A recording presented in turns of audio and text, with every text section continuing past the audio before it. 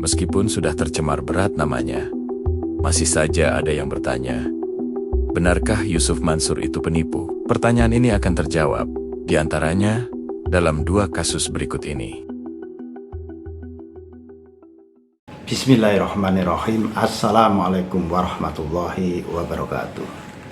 Sahabat Nahi Mungkar yang dirahmati oleh Allah Subhanahu wa Ta'ala, dimanapun Anda berada, semoga dalam keadaan sehat walafiat dan selalu dalam lindungannya. Sahabat, ada seorang netizen dari Kalimantan Selatan itu bertanya kepada kami, apakah benar seorang Yusuf Mansur itu penipu?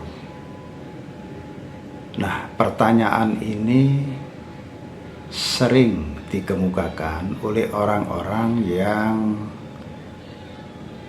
pertama tidak pernah bersinggungan dengan Yusuf Mansur, kedua adalah orang-orang yang jauh dari orbit Yusuf Mansur. Kita tahu bahwa orbit Yusuf Mansur itu pertama adalah di sekitar Pulau Jawa.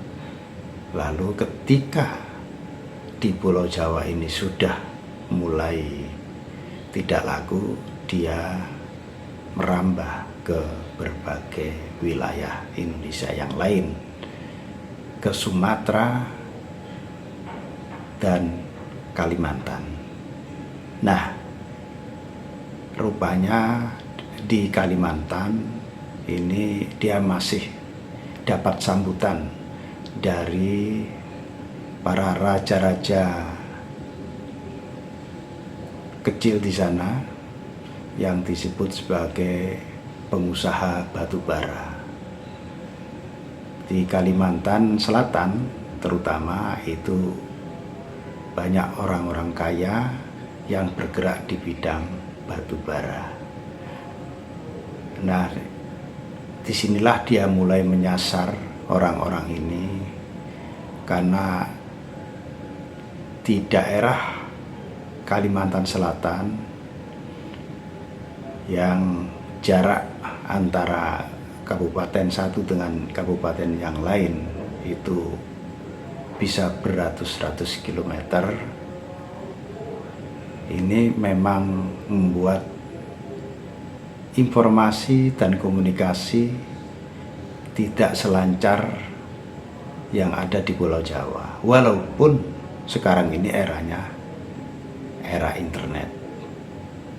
Nah, pertanyaan ini kalau kita jelaskan dengan satu kalimat ya, orang pasti sukar untuk menerimanya. Tetapi marilah kita lihat track record Yusuf Mansur. Pertama-tama adalah sebelum tahun 2009, Yusuf Mansur ini sudah bermasalah dengan banyak orang, terutama dengan para pengusaha.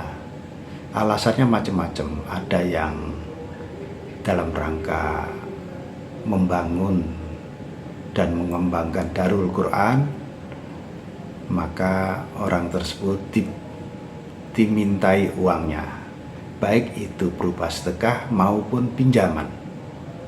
Tetapi faktanya adalah pinjaman tidak pernah dikembalikan.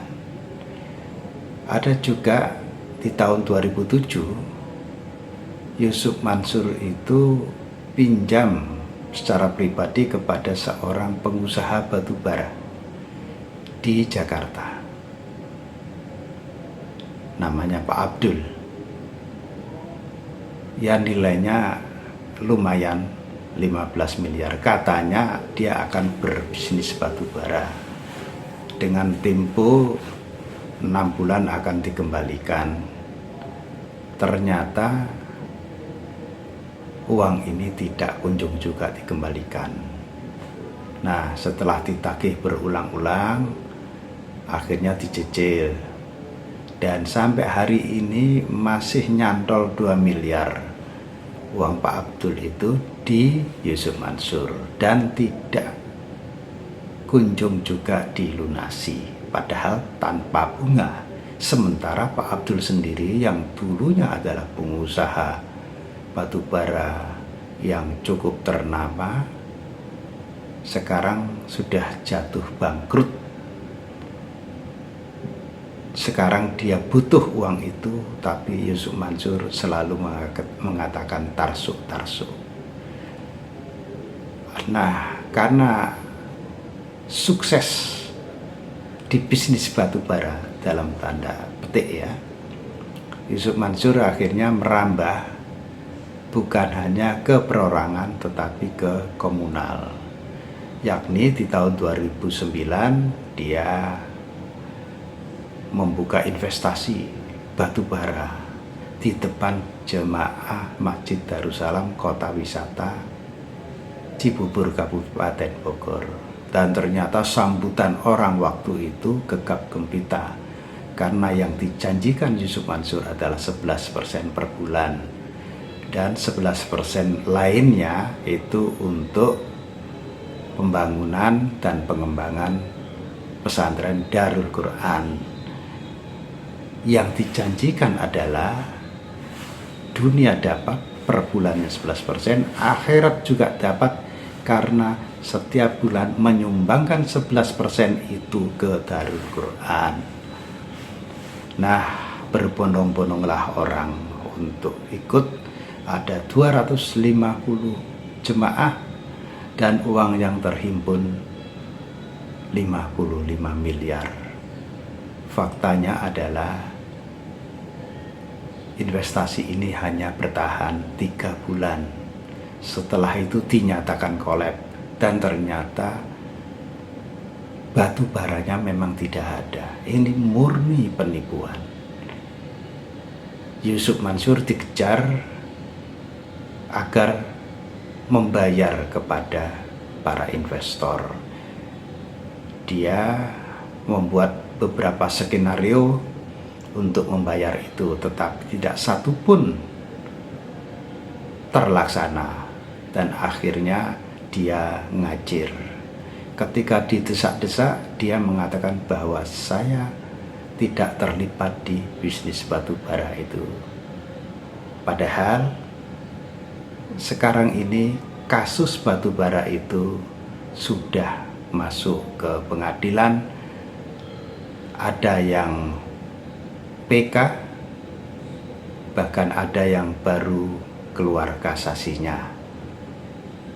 Nah, saudara, kalau di batubara itu nilainya besar, dari jutaan sampai miliaran. Lalu di 2012 Yusuf Mansur menginisiasi pembangunan Hotel City yang ada di Kota Tangerang. Kalau sebelumnya itu nilainya besar, ini cukup 10-12 juta. Tapi rupanya hanya setahun saja, dan Otoritas Jasa Keuangan menghentikan proses penghimpunan dana secara perorangan ini. Maka kondisinya sampai sekarang Hotel City memang berdiri, tetapi terseok-seok penghuninya atau orang yang menyewa perharinya tidak lebih dari 10 orang, dan uang investor yang 10-12 juta itu tidak juga dikembalikan. Pernah di acaranya Hotman Paris di sebuah televisi swasta di bulan November 2021, dia mengatakan bahwa kami sudah mengembalikan uang para investor, dan dia membawa beberapa tumpuk dokumen. Padahal itu hanya dokumen bohong-bohongan saja. Karena nilainya 10-12 juta, orang yang mau ambil uangnya itu juga masih maju mundur. Karena apa? proses di pengadilan itu tidak murah dan lama. Inilah yang menjadi pemikiran para investor.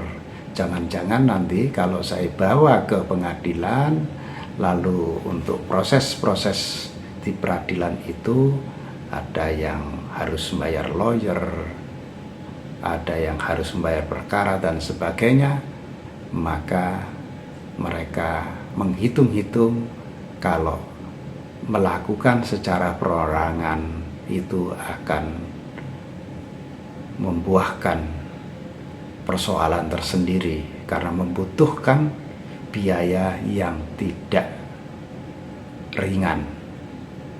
Proses ke peradilan jelas itu di atas 12 juta. Apalagi sampai prosesnya sampai ke kasasi atau ke PK. Apalagi ketika mereka juga harus meng-hire para pengacara. Itu satu kasus bisa puluhan bahkan ratusan juta yang tentu saja bisa menang, bisa juga kalah di pengadilan tersebut. Inilah pertimbangan para investor untuk tidak menggugatnya ke pengadilan. Selain itu juga ada rasa enggan dan malu. Enggan karena Yusuf Mansur masih diposisikan sebagai seorang ustadz yang petuah-petuahnya digugulan ditiru. Walaupun faktanya adalah dia sejatinya seorang pecundang. Saudara, inilah beberapa catatan kecil terkait dengan pertanyaan apakah seorang Yusuf Mansur itu seorang ustadz beneran atau seorang penipu. Anda bisa menilainya, dan jika Anda punya pendapat, silakan ditulis di kolom komentar. Billahi taufiq walhidayah waridha wal inayah. Wassalamualaikum warahmatullahi wabarakatuh.